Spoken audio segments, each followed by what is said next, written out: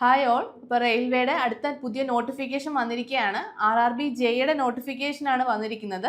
അപ്പോൾ നോട്ടിഫിക്കേഷൻ വരുന്നതിന് മുമ്പ് ഷോർട്ട് നോട്ടീസ് ഓൾറെഡി ഔട്ട് ആയതാണ്. അപ്പോൾ ഷോർട്ട് നോട്ടീസിൽ 4000 സംതിങ് വേക്കൻസീസ് ആയിരുന്നു പറഞ്ഞിട്ടുണ്ടായിരുന്നത്. പക്ഷേ നോട്ടിഫിക്കേഷൻ വന്നപ്പോൾ അത് 3993 വേക്കൻസീസുമായിട്ടാണ് ഇത്തവണ നോട്ടിഫിക്കേഷൻ വന്നിരിക്കുന്നത്.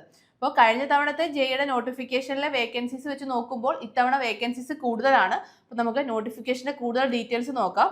അപ്പം നോട്ടിഫിക്കേഷൻ വന്നത് ഇന്നലെയാണ്, അതായത് 13/8/2026 ഇതിന്റെ നോട്ടിഫിക്കേഷൻ വന്നത്.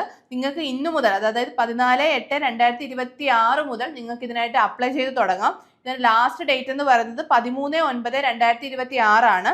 ഇതിന്റെ last date of fee payment എന്ന് പറയുന്നത് 15/9/2026 ആണ്. അതായത് സെപ്റ്റംബർ മാസം 15-ാം തീയതി വരെയാണ് ഇതിന്റെ ഫീസ് അടയ്ക്കാനുള്ള ലാസ്റ്റ് ഡേറ്റ് എന്ന് പറയുന്നത്.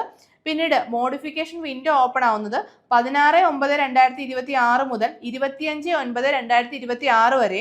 അതുപോലെ തന്നെ നിങ്ങൾക്ക് സ്ക്രൈബിന്റെ ആവശ്യമുണ്ടെങ്കിൽ സ്ക്രൈബ് ഡീറ്റെയിൽസ് കൊടുക്കേണ്ടത് 26/9/2026 മുതൽ 30/9/2026 വരെയുമാണ്. അപ്പോൾ നമ്മൾ RRB ജെയുടെ പോസ്റ്റിലേക്ക് വരുമ്പോൾ ഇത് ലെവൽ 6 പോസ്റ്റ് ആണ്. 35,400 ആണ് ഇതിന്റെ ഇനിഷ്യൽ പേ ആയിട്ട് വരുന്നത്. ഇതിന്റെ ഏജ് ലിമിറ്റ് 18 വയസ്സ് തൊട്ട് 33 വയസ്സ് വരെ.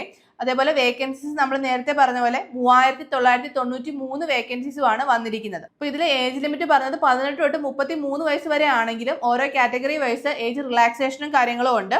അപ്പം OBC ആണെങ്കിൽ 3 വർഷം, SC/ST ആണെങ്കിൽ 5 വർഷം, അങ്ങനെ നോർമലി എല്ലാ എക്സാംസിനും ഉള്ള പോലെ തന്നെ ഇവിടെയും ഏജ് റിലാക്സേഷൻ ഉണ്ട്.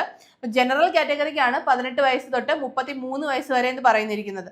പിന്നീട് നമ്മൾ ഇതിന്റെ എഡ്യൂക്കേഷൻ ക്വാളിഫിക്കേഷനിലേക്ക് വരുമ്പോൾ നിങ്ങൾക്ക് 3 ഇയർ ഡിപ്ലോമ ഉണ്ടെങ്കിൽ, മെക്കാനിക്കൽ, ഇലക്ട്രിക്കൽ, ഇലക്ട്രോണിക്സ്, സിവിൽ തുടങ്ങിയവയിൽ നിങ്ങൾക്ക് 3 ഇയർ ഡിപ്ലോമ ഉണ്ടെങ്കിൽ നിങ്ങൾക്ക് ഈ ഒരു പോസ്റ്റിനായിട്ട് അപ്ലൈ ചെയ്യാൻ പറ്റും. ഇപ്പം BTech കഴിഞ്ഞവർക്കും ഡിപ്ലോമ കഴിഞ്ഞവർക്കും ഒക്കെ പറ്റിയ നല്ലൊരു അവസരമാണ് RRB ജെ എന്ന് പറയുന്നത്. ഇപ്പം മെക്കാനിക്കൽ ആൻഡ് അലൈഡ് എഞ്ചിനീയറിംഗിന്റെ സ്ട്രീമിൽ വരുന്നതാണ് mechanical engineering, production engineering, automobile engineering, manufacturing engineering, mechatronics, industrial engineering, machining engineering, tools and machine engineering, tools and die making, അതേപോലെ combination of any sub streams. അപ്പം ഈ പറഞ്ഞ സ്ട്രീംസ് ഒക്കെ മെക്കാനിക്കൽ ആൻഡ് അലൈഡ് എഞ്ചിനീയറിംഗ് എന്ന് പറയുന്ന exam ഗ്രൂപ്പിൽ ഉൾപ്പെടുന്നതാണ്.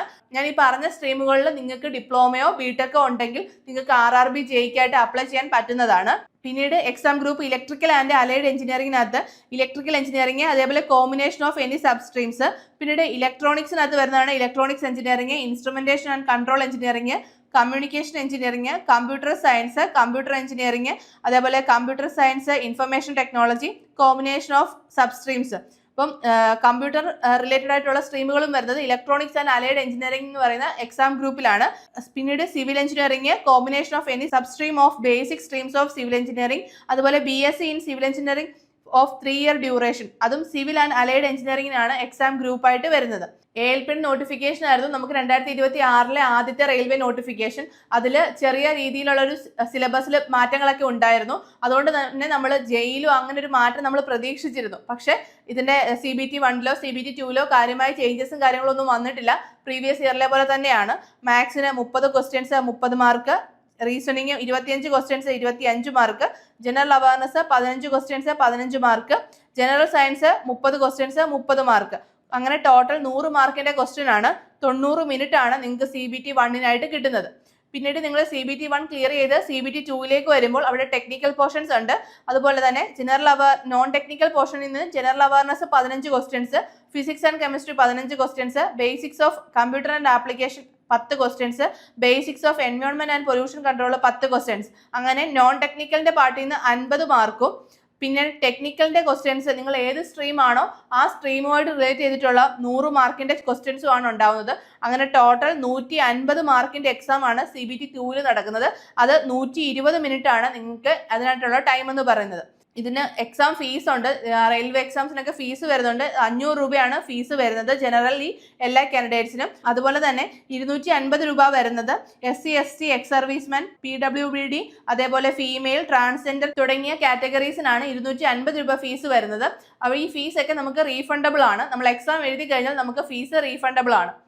അപ്പോൾ നമ്മുടെ നോട്ടിഫിക്കേഷനിങ് എത്തിക്കഴിഞ്ഞു. പലരും ഇതുവരെയും പ്രിപ്പറേഷൻ സ്റ്റാർട്ട് ചെയ്യാത്തത് നോട്ടിഫിക്കേഷൻ വരാത്തത് കൊണ്ടായിരുന്നു. അപ്പോൾ നോട്ടിഫിക്കേഷൻ വന്നു കഴിഞ്ഞു. അപ്പോൾ ഇനി നമുക്ക് നമ്മുടെ മുന്നിൽ അധികം ടൈം കിട്ടില്ല നിങ്ങൾക്ക് പഠിക്കാനായിട്ട്. 2026 റെയിൽവേ എക്സാംസ് സ്റ്റാർട്ട് ചെയ്യാൻ പോവുകയാണ്. അപ്പം ALPയുടെ എക്സാം ഡേറ്റ് ഒക്കെ നമുക്ക് ഉടൻ പ്രതീക്ഷിക്കാം. അപ്പോൾ അതോടൊപ്പം തന്നെ നമുക്ക് JEEയുടെ എക്സാം ഡേറ്റും നമുക്ക് ഉടൻ തന്നെ പ്രതീക്ഷിക്കണം. നമുക്കൊരു 3 മാസത്തിലൊക്കെ എക്സാം വരാൻ ചാൻസ് കൂടുതലാണ്. അപ്പോൾ അതുകൊണ്ട് നിങ്ങളുടെ പ്രിപ്പറേഷൻ നേരത്തെ തന്നെ സ്റ്റാർട്ട് ചെയ്യുക. അപ്പം നിങ്ങൾ ഒരു ദിവസം പോലും വേസ്റ്റ് ആക്കാതെ നിങ്ങളുടെ പ്രിപ്പറേഷൻ നേരത്തെ തന്നെ തുടങ്ങണം. അപ്പോൾ നമ്മുടെ ഏണസ്റ്റ് അക്കാഡമിയിൽ നിങ്ങൾക്കായിട്ട് RRB JEEയുടെ ബാച്ചസ് നമ്മൾ സ്റ്റാർട്ട് ചെയ്ത് കഴിഞ്ഞിട്ടുണ്ട്. അപ്പോൾ നിങ്ങൾക്ക് നമ്മുടെ ബാച്ചിനെ കുറിച്ച് അറിയാനും നമ്മുടെ ബാച്ചിൽ ജോയിൻ ചെയ്യുന്നതിനുമായിട്ട് താഴെ കാണുന്ന ഗൂഗിൾ ഫോം ഫില്ല് ചെയ്യാവുന്നതാണ്. അപ്പോൾ നോട്ടിഫിക്കേഷനുമായി റിലേറ്റ് ചെയ്തിട്ടുള്ള മറ്റ് വീഡിയോസ് നമ്മുടെ ചാനലിൽ ഉടൻ വരുന്നതായിരിക്കും. അപ്പം അടുത്തൊരു വീഡിയോയുമായി വീണ്ടും കാണാം. All the best.